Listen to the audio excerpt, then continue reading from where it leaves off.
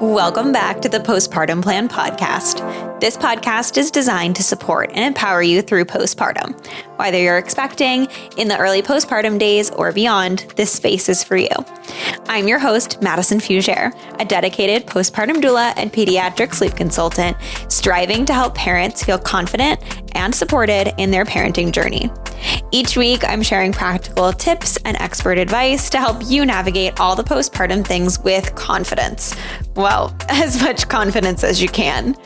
Let's embark on this journey together, making your parenthood as serene and supportive as possible.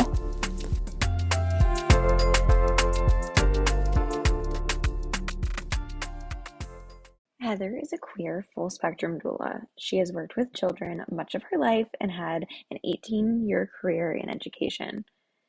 Though Heather serves many families, she is passionate about working with the LGBTQ+ community and bringing awareness to the many inconsistencies birthing folks in this community face. Heather has a trauma-informed and evidence-based practice. As a full-spectrum doula, she is able to support clients through abortion, fertility and planning, birth, postpartum support, and so much more. Heather serves the greater Boston area as well as southern New Hampshire, and her services are also available remotely. Outside of doula work, Heather is a fierce advocate in the disability community and the IVF and fertility community, as well as enjoying cooking and thrifting and antiquing. Heather lives just outside of Boston with her wife and their 3 children, including her own set of twins. Hi, Heather. Thank you so much for joining me today. I'm so excited to have you. Oh, you're welcome. This is great. I'm so excited because I think when we had talked about doing this podcast, I feel like it was so long ago. And like between births and your children being sick, and then like me and my schedule all of a sudden getting like insanely chaotic.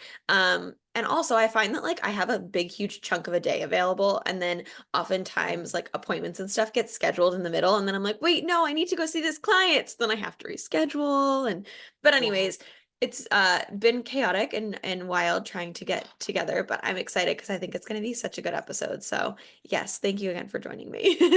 Oh, of course. I know it's like in this work, you don't really have a schedule. Everything Right. is so unpredictable. And I know, I feel like we talked about this like 4 months ago and we're like, yeah, let's do this. And then life just sort of gets in the way and Oh, babies are totally. born and all the things. Yeah. And I feel like if anybody were to get it though, like we're the kind of people that are like, oh yeah, please cancel on me. Like go sleep instead. Or like, Definitely. Yeah. So I'm so glad. I'm so glad. Yeah. So we also like didn't know what topic to pick because you have so many different things that are in your like wheelhouse and I feel like we could talk about things for like forever. But last night, actually, I texted you and listeners will laugh at this one, but it was literally last night. And I was like, I think that a lot of like, I had the realization, I was like, a lot of my clients are, struggling with infertility, have conceived their babies through IVF or some other method.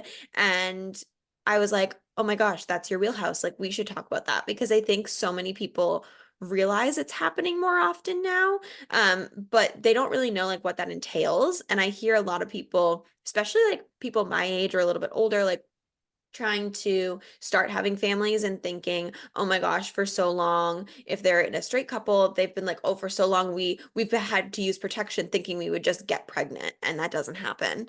And then for families that are in the queer community that know they're going to have to go through this, they kind of look into it, I find, but you don't really know the true steps and like what goes along with all of it and the terminology. Even sometimes I'm in this field and I know that I want to have children via whatever method at some point. And I look at it and I'm like, I don't even know what some of these terminologies sometimes mean. So I'm hoping you can come on and like share all of the different avenues, share some of like these terminologies people might hear or acronyms, and just kind of like get people like started on the right foot so they kind of know a bit more about what this community and these processes kind of look like.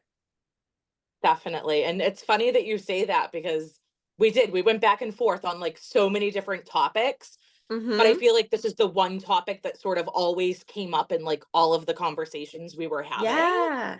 And I've noticed that not just from doing this work, but having like personally gone through infertility and someone who used ART or assisted reproductive technology, one of those acronyms, um, there's sort of like such a stigma around it, but I have noticed lately, with like a lot of the stuff that people are seeing in the news and just sort of like being in this work, that stigma is slowly breaking down a little bit, and people are Absolutely. feeling more comfortable and like just talking about it and sharing their story. And I've always been such a private person and never really talked about the struggles that my wife and I had gone through. But I noticed that once I decided, like as a couple, that we were going to share our story, people that just like came out of the walls basically and were Yeah. like, oh my gosh, we had no idea, like we went through this too. And it really opened some like really awesome conversations Hmm. with people that you were like, oh well, I wish you knew, because we could have been like chatting or like supporting each other. Right. Right. So there definitely is like that huge stigma just around it in general. Right. And I think if you're um somebody going through these processes, like in the moment, you probably want to talk to some people, and maybe you and your partner, or if you're doing it alone, like you decide not to, or you decide to, but like either way, if you decide to talk to somebody about it and like, kind of vent to someone, or like you're emotionally overwhelmed and you want to just talk, you want to probably talk to someone that at least understands a little bit about it so that you're not sitting here crying and then they're like, wait, what is that? yeah, Like, so it would be so definitely. nice to have people that get it. And you're totally right. I think in the world, or maybe it's just because we're in this world, so we see it more than the average person, who knows? But I do think that it's being talked about more. I think people are more willing to be like, oh, yeah, like I was an IVF mama, or oh, I went through infertility struggles, or, those types of things are, I feel like, more common to hear. And again, maybe it's just because we're in that world, so I hear more about it. It's like when you get a new Yeah, car and you're like, wait, everyone has the same car as me now. Right? But yeah, definitely. I mean, I do. I think that it's more talked about now, and nowhere near where we hope it could be one day, right? But Right. I think it's becoming less taboo for sure. Hmm. And it's funny you say that, because like I talked a little bit about stigma, but I remember when I first sort of started to share our story, like I felt a lot of shame. And I don't know if it was because when I started in this work a little over 2 years ago, full time, like the shame I felt just from like maybe having clients that were like, yeah, we didn't think we were going to get pregnant this fast, or Yeah. we had no intentions to start a family right now. Sort of made me feel like, oh, it wasn't that easy for us. Or you want to feel so happy for people, but at the same time, like you're protecting your heart so much that sometimes it's hard to like share the joy with them, but you want to be super supportive. um so Absolutely. I that's had definitely something we can talk about too, that's like the hard, like the good, the bad, the ugly of like all the things. Yes. And I was just um about to say, I had Marissa Hathaway on episode 16, and we talked about like pregnancy after loss and infertility and stuff. yeah. And it was a very similar part of the conversation to what you just said, of like, especially when we work in this field, or like everybody experiences, a friend, a family member, even just being out getting coffee and seeing someone who's pregnant, right? Right. And it's really hard sometimes to not be jealous if it's something that you want so badly Hmm. and you're struggling to have, right? And so I think Definitely. that being able to talk about it can be really hard for people. Um, but being able to talk about it can also be really like healing in some ways, because you can find people that are in the same boat as you and they can be like, yeah, like it sucks. I feel the same way. Like, and that Yeah. can be really healing. Right. And there have been times too where like, I mean, I've had tons of conversations with Marissa about this, because we like supported each other through our journeys and whatnot. I love But that. oftentimes, like I had to give myself permission and be like, Heather, it's okay to be pissed off. Yeah. Like, feel your feelings. And now that we're sort of on the other side, like, I'm not going to lie, I still get pissed off sometimes when I see pregnancy announcements, or like a family member is inviting me to their baby shower, because it's like, they don't realize, like, oh, this may have been easy for you, but Right. like, yeah, we're on the other side, like we have kids and what have you, but it doesn't take away like how you got there.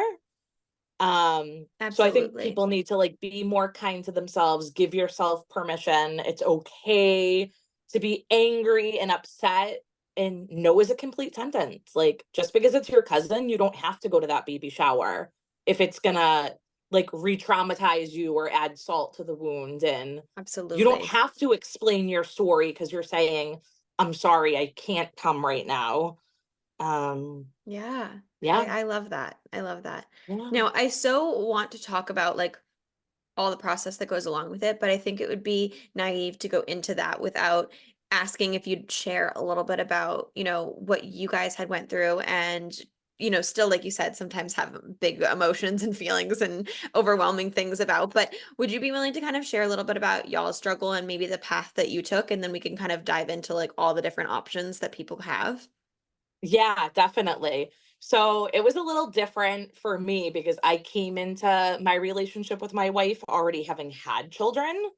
When I met her, I had twin daughters that had just turned 10. They were getting ready to turn 10 years old. And I was sort of naive. I was like, oh, I've had a pregnancy before. I have kids, like, regardless of what, like, I know I want to have kids again. It's gonna be easy because I've You've had done it. kids before. Right. So it's sort of like that was the mentality I had in my mind. And my wife Laurel and I knew right away that we wanted to have more kids. Obviously, I was a lot older, um, didn't know where to start. She had come from a previous relationship where they went through years of infertility and IVF and suffered like immense loss. So knowing that that's possibly the route we may have to take again was pretty triggering. Yeah. Um, but we didn't really know where to start. So of course, we started just talking to the OBGYN, like, hey, we're a same-sex couple. What might that look like for us? What are our options? And they basically come in, they like hand you a packet and they're like, well, here, read some of this information. There are these options, there's that. And then that's when you sort of like have this lump in your throat and you're like, oh my gosh, where do I even begin? Right. Like, this is a lot of information. They're like, well, you could go through a fertility clinic, like you could do at home insemination, and like all these different things that, I mean, bits and pieces of it I've heard before, but when it's all sort of being thrown at you at once, it's like, oh my gosh, like what? Right. What And you is all of probably are like, this? oh, thank you for all the options, but also just like freaking tell me what to do because that's too much.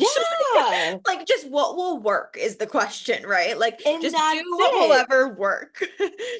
Yeah, and then you're thinking it's like, okay, well, like I said, we're a same-sex couple, so obviously like we're going to have to look into like a sperm donor and what's that going to look like? Right. Are we going to go the route of using a sperm bank? Are we going to use maybe a known donor that we personally know and go through all of that?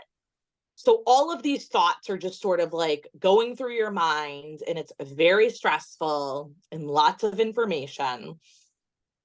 So we decided at first, like, let's just sort of start with testing and see if I can actually get pregnant at this point. Hmm.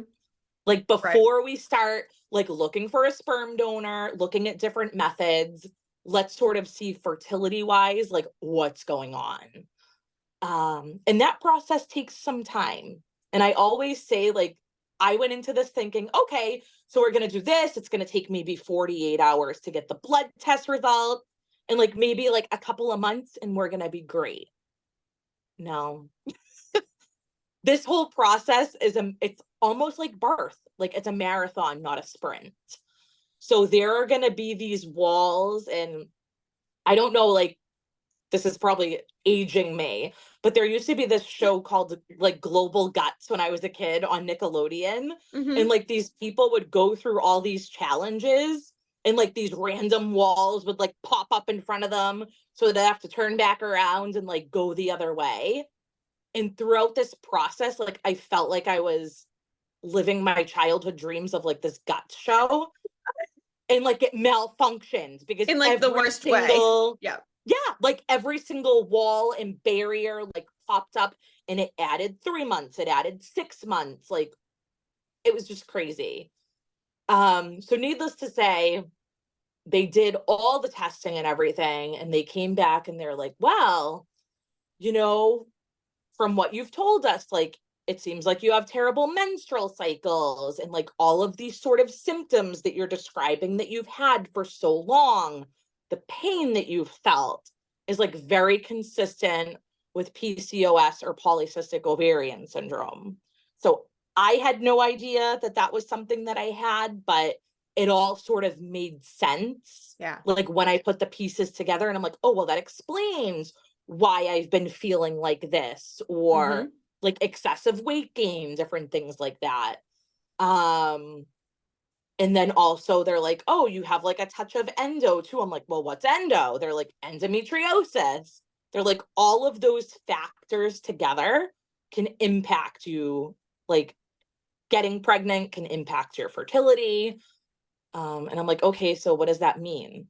Like, can we get pregnant? They're like, well, yeah, you can get pregnant, but it's not going to be as easy as you think it might be. Right. So that was fun. But we knew that. So shortly thereafter, we're like, okay, well, let's sort of start this journey of like looking for a donor. And I feel like that could be a whole other podcast episode, Oh but my I'll give you the gosh. Cliff Notes version. Um, there is a lot that goes into finding a sperm donor. It's not like, oh, I'm going to the store and I want to try a different cereal. This box looks really good. I think I'll try that one. Right. It's like, no, this person that you're choosing is going to be like 50% of the genetic makeup of your possible child. Right. Like, it's so different than like, it's like comparing apples to oranges. And it's one of those things. And our close friends that we let know we wanted to have a child, like what we were doing, they're like, oh, well, are you going to choose a donor that looks like Laurel? Or are you going to like choose like, oh, blue eyes and brown hair and things like that? And I'm like, there's a lot more than blue eyes and brown hair, like genetics, family history, things Right. like that. So I've there's a heard so many people lot of say that. different. Like pick a D1 star that's got, whatever like blonde hair, blue eyes or whatever, right? And Yeah. it's like, sure, but also like what about this, that, and this, right? Like what about like Yeah. the history of like all knowing enough about this person's medical history so that if my child gets sick in 10 years, I have enough information to fill out a form. Like there's a lot Exactly. to it. Yeah, and it's also that thing too, like now that we have all of my lab results and my blood work, like is this person compatible with like my paneling? Right. Like could we possibly have something that could impact said possible child? Right. So taking all of those factors into consideration was very stressful. Um, but at the end of the day, we ended up choosing a donor. It took a while. We were like going back and forth between a few different people. And it's not like you can just Google like the sperm banks, like they make you pay. So you can sort of see it's maybe like $50 for like a 3-month subscription to get like all the details from each donor. Um, so it was important to us to find a donor that was an open ID donor. So basically, what the open ID thing means is that when if you conceive a child from that donor once they turn 18 years old, they are able to find out who that person is if they Okay. choose to. That was important to us as a couple. Like, we didn't feel like that was a decision that we should be making on behalf of our child. So, of course, that adds a little extra money to like the package. It's Right. like you go get your nails done. You want a design, it's $5 extra. Literally, they Oh, just you keep want an tacking more open money ID on. donor? That's a couple extra dollars. So it's just like the money rail is just like, rolling. And a lot of people don't think of like the expenses of this. Right. Right. Like, And and it's and the idea of like all of this costs so much money, but then also at the same time, like keeping in the back of your mind, like this is how much money it costs, but also like if that's so important to you, like is that worth this amount of money? Like, it's one of those Yeah. things that it's like, if this is really important to me, I shouldn't be looking at the dollar sign, but at the same time, when the receipt is racking up so quickly Yeah. and the bill is adding up, it's like, okay, but is that really important? And I've heard so many people say that. It's like trying to balance it while also trying to be like realistic and not like regret something down the line, right? Definitely. And it's funny you mentioned that too, because like all of this thought and things that go into it, not a lot of people, and people that have gone through infertility and have gone through ART in some form will tell you that there is no guarantee at the end of the day that you will have a live child Right. out of this. Like you're paying all this money. Everyone like, oh, science is great. Science is amazing. Like you will have a baby at the end of it. It's not true. Right. So that also a lot of people that haven't necessarily been in these shoes know that no, there is no guarantee that you will come out on the other side. And it's Absolutely. really hard to like wrap your head around that. So I think as you go more through this and like that receipt is sort of racking up, it's like, oh my gosh, but there is no guarantee. Like, am I going to continue to go all in and keep possibly spending this money, knowing that maybe it's not going to happen? Or do I Right. give it that chance? Yeah. So that little thought is like always in the back of your head. And I could go off on like 5,000 more tangents, but back to what I was talking about, like with the sperm donor stuff. There are so many different options for folks, and it's same thing, whether you're using a sperm donor, an egg donor, gestational carrier, surrogate, like there's lots of different things, and like who uses what, who qualifies or needs what. It's all on a case by case basis. Right.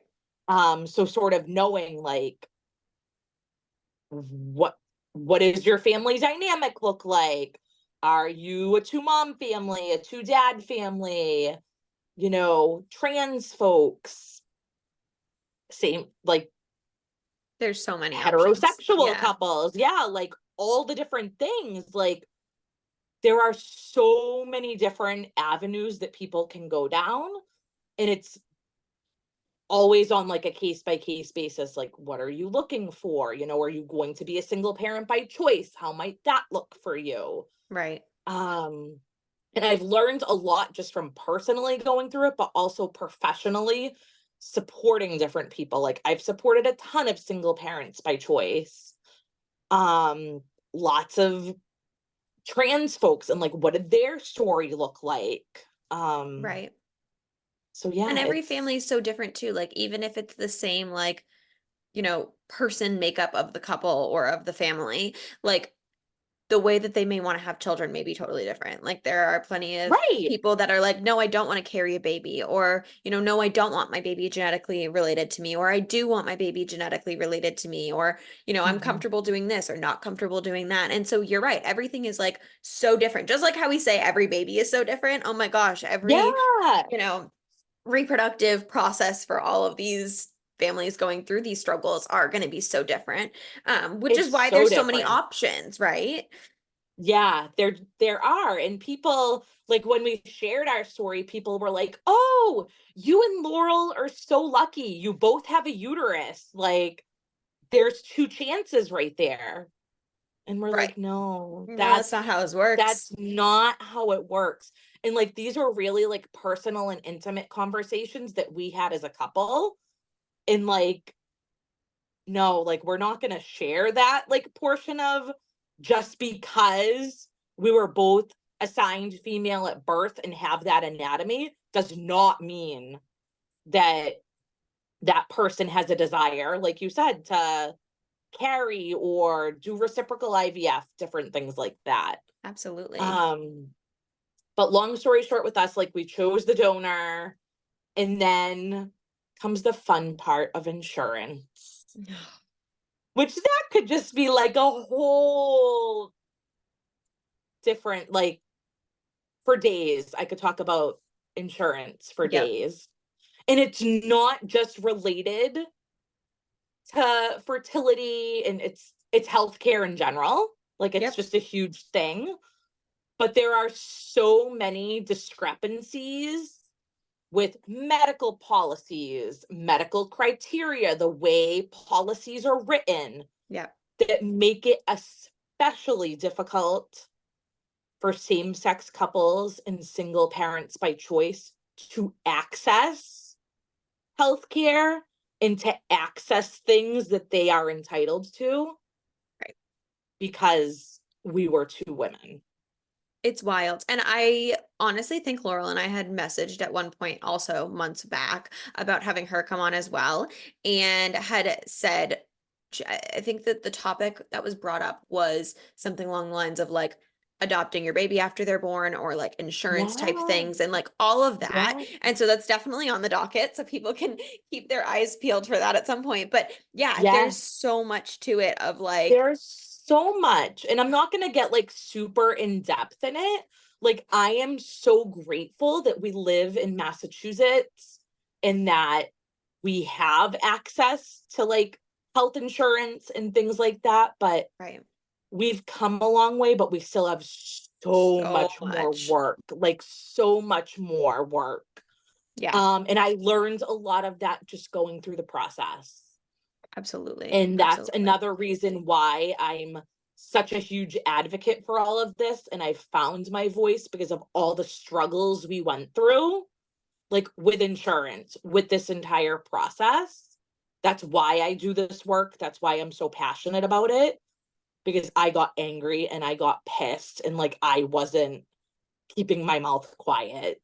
Yeah. Um, And but it's one of it's those things with being so mad though, like you can now help other people like by even just sharing it now, right? Like, or like, sharing it right. on your social media or talking to people, people that are going to go through it can be like, oh, well, Heather actually mentioned to me like XYZ. And like, that's how I have to go about this because, and I can't be nice about it. I have to do it this way because, otherwise insurance Yeah. isn't going to listen or doctors aren't going to listen or this is going to happen Yeah. or that's going to happen. So almost like giving them a handbook, right? Like you walked Yes. it, so now you're able to kind of tell people how to do it, which is a process that seems like a lot of trial and error. That's it. And I tell people, like, now that I'm sort of on the other side and have gone through this for a while, like when I'm working with either a fertility client or just my friends, that like I've built this awesome, amazing community of like like a sisterhood almost of people that have gone through this, and we've become the best of friends. Oh, I love Like, that. you have to be the squeaky wheel Yep, because no one will listen to you if you're not. And absolutely. like, make your wheels squeak a little bit louder, because eventually someone's going to answer you.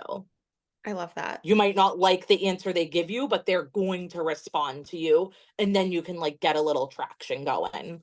Totally, totally. um so yeah, I think now I'm gonna like dive into sort of like what are the options I of was just like, gonna say that. That's yeah, perfect. like what are the options, like, and these options might not be for everyone, but when we like look at the umbrella of ART or assistive reproductive technology, like what are some of the options? um Pretty much that first thing under the umbrella is called ICI, or intracervical insemination, and sometimes folks can do that right at home. um we attempted that at first.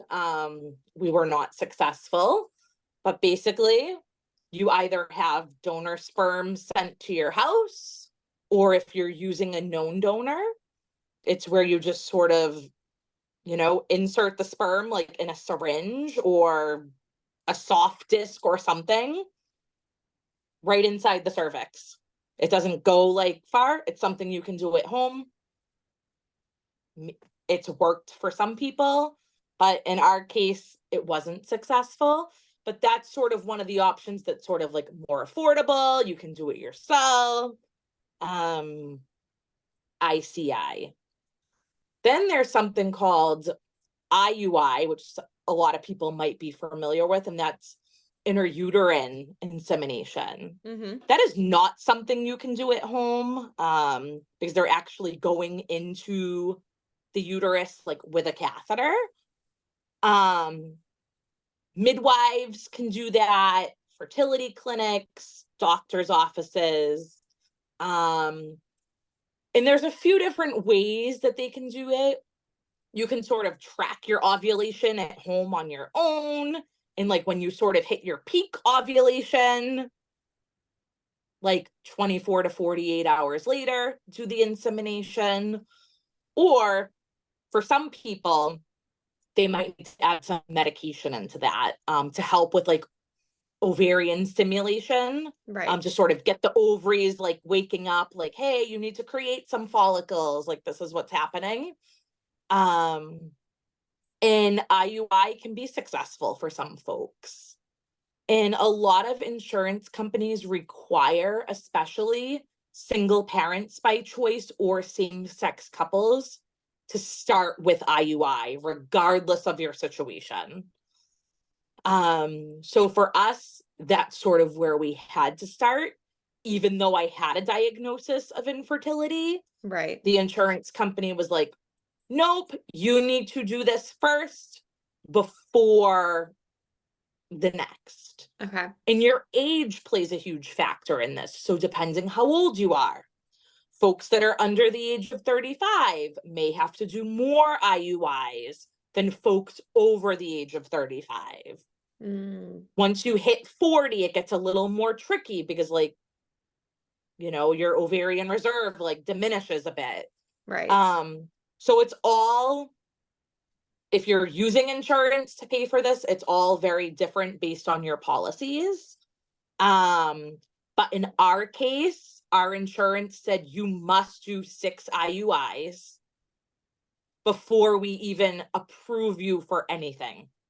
That's wild. Now, were they, I'm just so interested because some insurances cover fertility support, some don't at all. So were they covering a majority of this though, if you were doing IUIs, or they weren't going to cover it At this until time, no. They said we are not going to cover a dime until you you do do these this 6. many, which I've heard so many people Yep. say that a lot of time insurance won't cover it until you've been quote unquote trying for 6 months, right? So a similar idea of like you have to do this 6 times, Exactly.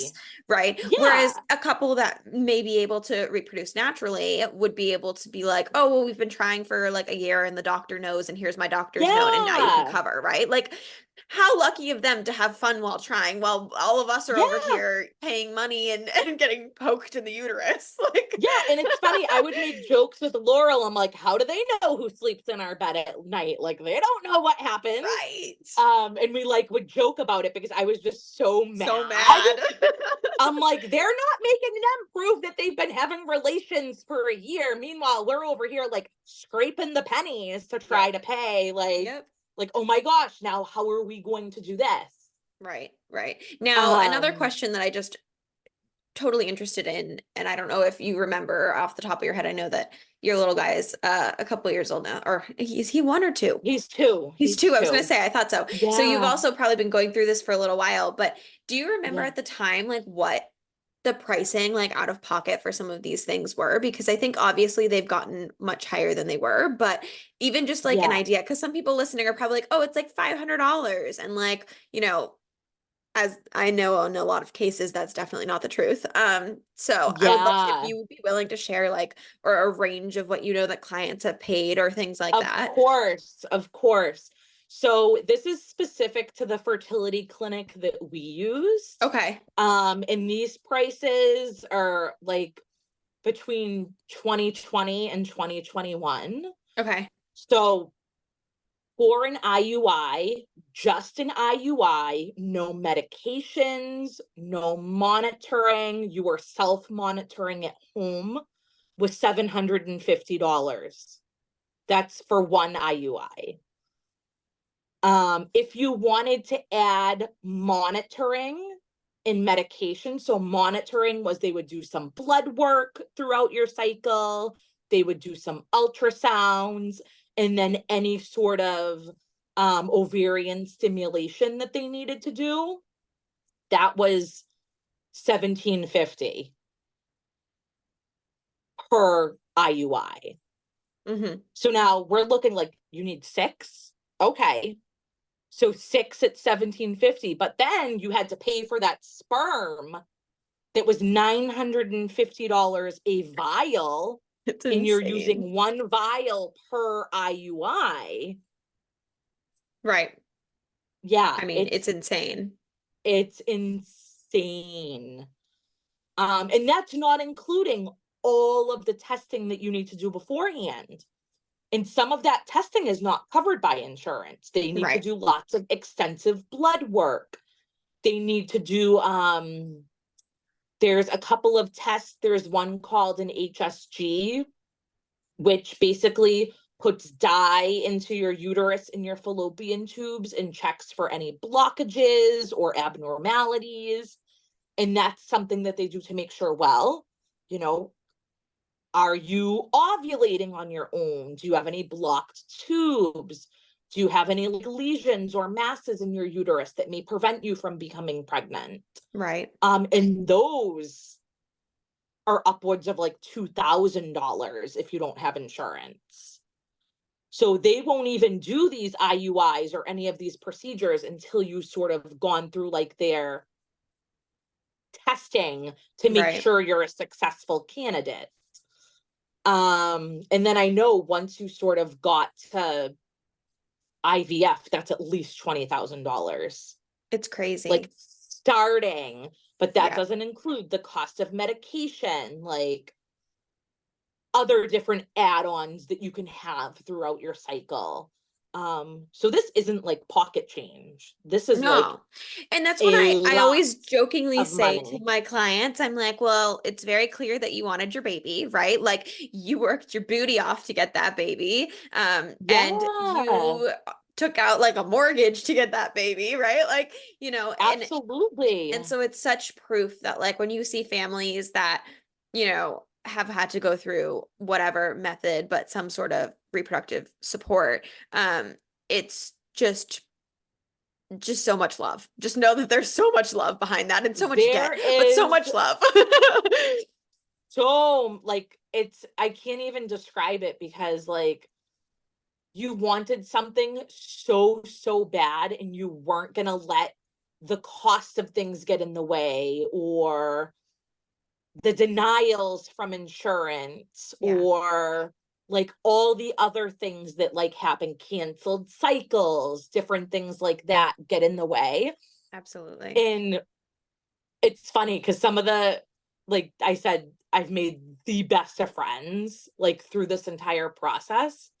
And it's almost like you become addicted to like seeing that end result. Like, nope, I don't care how many times I have to get blood work done or jab myself with needles. Like, I'm going to keep doing it until we're at the end and whatever Yeah, that looks like for people.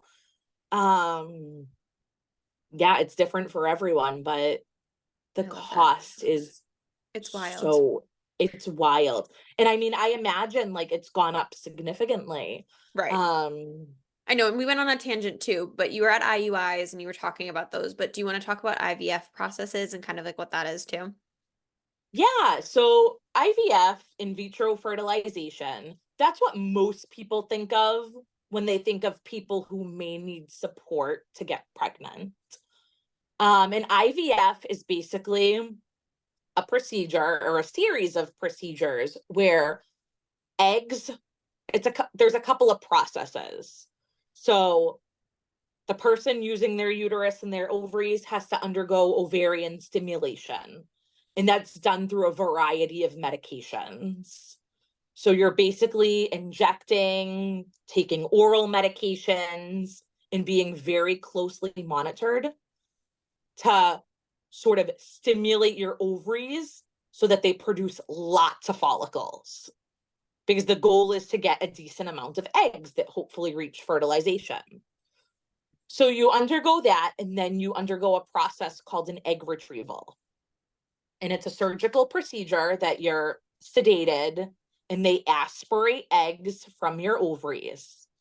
Once that's done, they let you know how many eggs they've retrieved. and they will take a peek, see which eggs look good, like they might have a chance of being fertilized, and then they fertilize them in a lab. And there's a few different ways that they can fertilize those eggs. Whether you have a partner that has produced a sperm sample, or if you're using donor sperm, they sort of have the little petri dish. They put the sperm in, and they just sort of let it do its thing, and they watch to see, they watch them day 3, day 5, day 7 to see which fertilize, which continue to like turn into like a blastocyst. Some of them may not fertilize at all. Some of them may stop developing along the way. And then for some folks who either their partners either have a low, I'm trying to think of the word and I'm like drawing a blank right now. It'll come back to me. But in some processes, there's something called ITSY. And that's basically, I have it written down somewhere, but like what it actually means. The word isn't there. It's like not there. Like I've said it 1,000 times, but that's basically where they take one single sperm and they insert it into the egg. Okay. So it could just be that maybe the morphology or the way the sperm looks isn't the greatest, or there weren't a lot of sperm in that sample that they got. Right. So they will take a single sperm and inject it into the egg to see if it fertilizes that way. So that's sort of something that some people can do. And then basically you're on edge for a few days waiting. Okay, I know they retrieved 15 eggs. I know I'm not going to get 15 embryos. I hope I get one. Like that would be ideal. So you're sort of waiting for what seems like days on end to get a phone call of how your eggs have done. Like, have any of them fertilized? And then you're thinking about a transfer. And a transfer is when they're taking that fertilized egg and placing it back inside of the uterus. And that's called a transfer. So a transfer is a little bit different. They don't really put you to sleep for it. It's not really a surgery.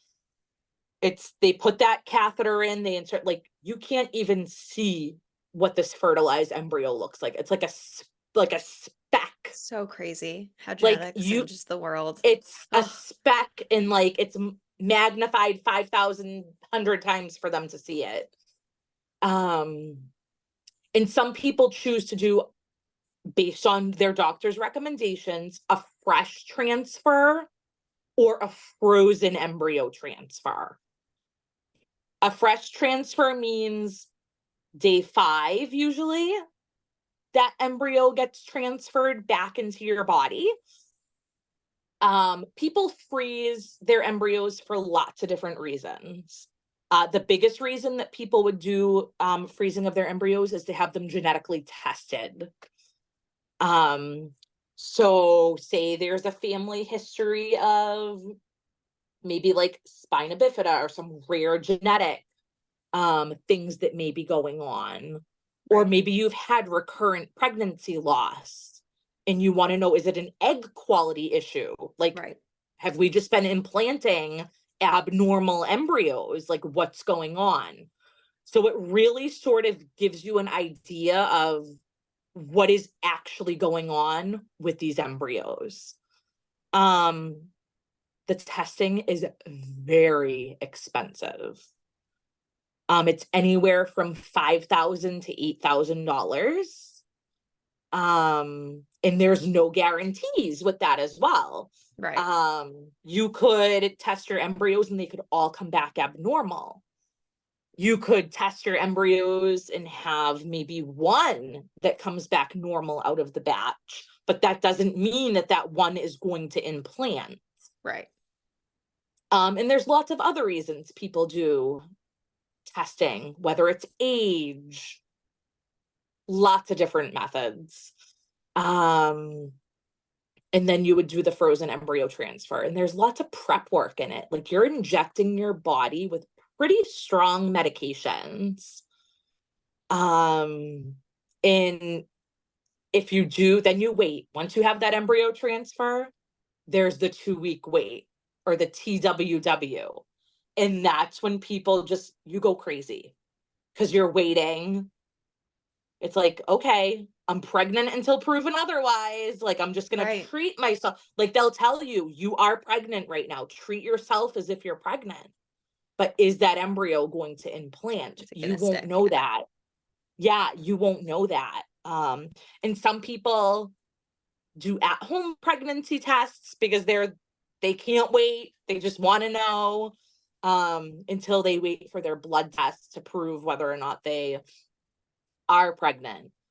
But then there's lots of medications that you need to stay on to like maintain that pregnancy. Like a lot of folks are on progesterone afterwards until the placenta takes over. And then there's just that waiting, like, oh my gosh, it took us so long to get here. And Right. I know personally, like, knowing how long it took us to have Sawyer, like, I couldn't enjoy my pregnancy. I was so on edge, constantly like waiting for the other shoe to drop. Right. I was like, we've lost like 3 pregnancies. Like, what's to say that this one isn't going to fail as well? Like, Right. every time I go, they're telling me things are great. They're telling me I'm pregnant. But what if? Right. And like, you just sort of get in your head and you start ruminating because you've been failed like all along this process and told, oh, well, insurance denied you for this and you're going to have to wait. Oh, we did your blood work, but it looks like, you need 5 more days of that medication, not 2 like we originally Right. told you.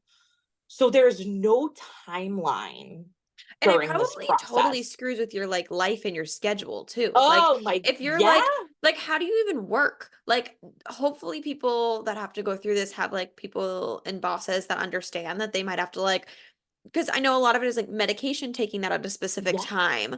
I had someone on who was yeah. talking about her journey as a single mom and how she had to at one point give herself one of her shots in the car in the middle of traffic. Like, like Oh between that and then you think about, yeah, like, oh my gosh, okay, well, you only have to take this medicine for 2 days and then we'll do the transfer. And then it changes, like you said, to maybe 5 days. And it's like, yeah, yeah. well, I just rearranged my entire freaking schedule, right? Like It's trying to so be, you fun. probably Yeah. spend your life in the hospital at that point, right? Well, it's so funny you say that because at the end of this entire process, I was like, I'm going to count up how many times I went to the lab to get my blood drawn and how many times I went and got ultrasounds. It was 175.